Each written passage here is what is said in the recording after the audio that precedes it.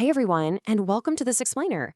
Go ahead and grab a matcha, get super comfortable because today I am absolutely channeling your smart big sister. We are getting into a major main character glow up. I mean, have you ever wondered why being quote unquote too nice is secretly ruining your interpersonal value? Well, today we're breaking down the exact psychology and hard science behind why bending over backwards for everyone is actually training them to disrespect you. And more importantly, how to fix the whole shebang using high value boundaries.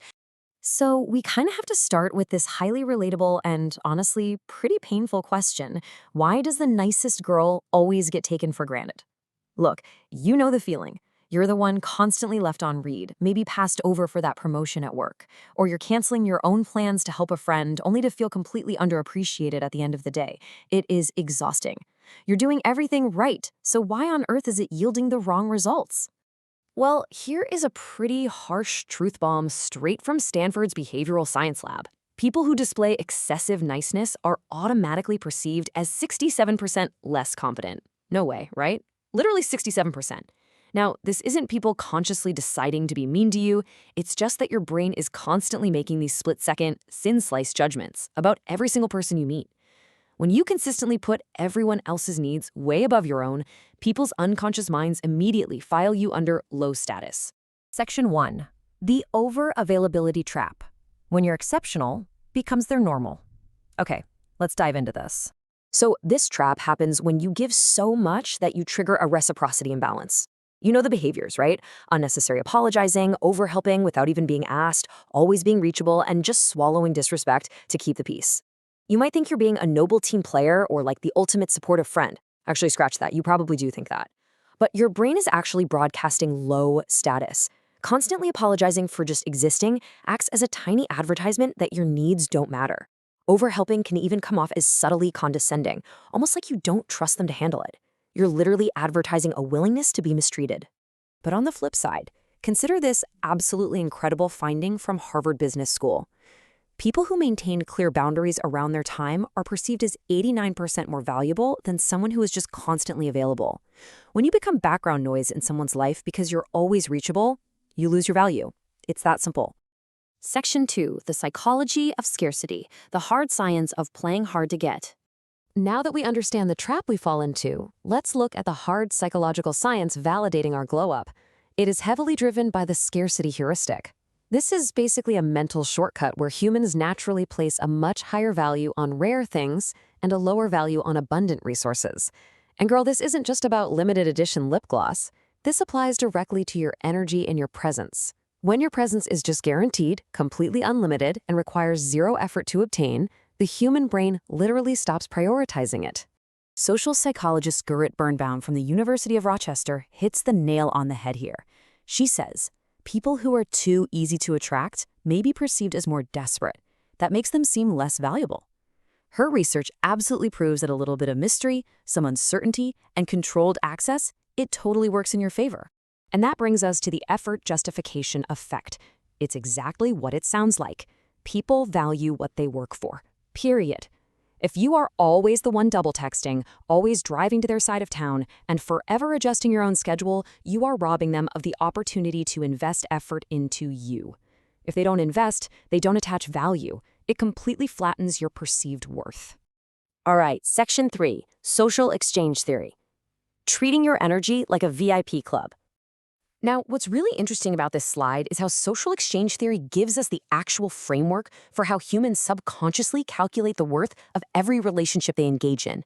It happens in phases. First, setting expectations. Then, the comparison level, where people weigh the costs against the rewards of dealing with you. And finally, looking at alternatives. The stability, the trust, and the power dynamic of how people treat you is dictated entirely right here. It basically boils down to this super simple equation. Outcome equals rewards minus costs. Look, humans are rational beings. We're always looking to maximize benefits. If you cost zero effort to access, like zero costs, your psychological payoff feels cheapened. To be truly valued, people need to pay for your time with reciprocal effort and respect. Section 4, the respect currency. Stop making withdrawals from your own account. Think of every single interaction as a transaction in your own personal respect account. Overavailable behavior, like apologizing for just existing or sending instant replies out of sheer guilt, completely empties that account. Contrast that with high-value behavior. This looks like selective generosity, controlled intentional access, and demanding mutual effort. Truly respected people aren't the nicest doormats in the room. Their kindness carries weight because it has scarcity, and that scarcity is what creates value. Section 5. High-value texting boundaries. Rules to protect your peace and presence. In our modern world, phones are basically the easiest way for people to drain our energy, right? So here is your curated texting glow-up toolkit. First, no notifications after 7:30 p.m. You have got to protect your nervous system. Second, silence means pacing, not rejection, so stop spiraling over a delayed text. Third, put the phone down and no double texting. Trust the space and let them initiate. And fourth, access to you is tiered. It is not equal for everyone. Implementing these rules is a daily act of resistance against a culture that demands constant access to your energy. Section 6. Becoming a warm authority. Kind, but from a position of strength. And this brilliantly illustrates exactly what we're aiming for. UCLA researchers found that the most respected people embody what they call benevolent authority. Now, the goal isn't to be cold, arrogant, or distant. We aren't playing manipulative, toxic games here.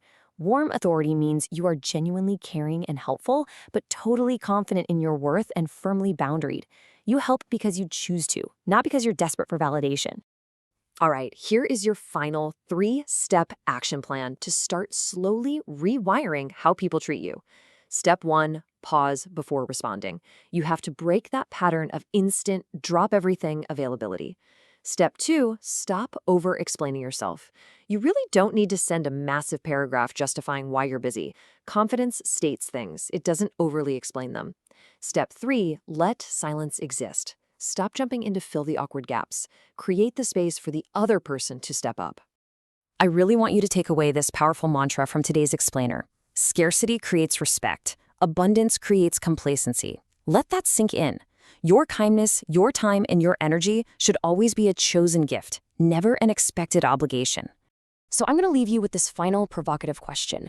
Will you keep being easy to access, or will your time start actually meaning something? The second you change the signals you broadcast, the way the world treats you shifts completely. Protect your peace, step into that warm authority, and claim your main character energy. Thank you so much for joining me on this explainer. You guys are amazing, and I will see you next time.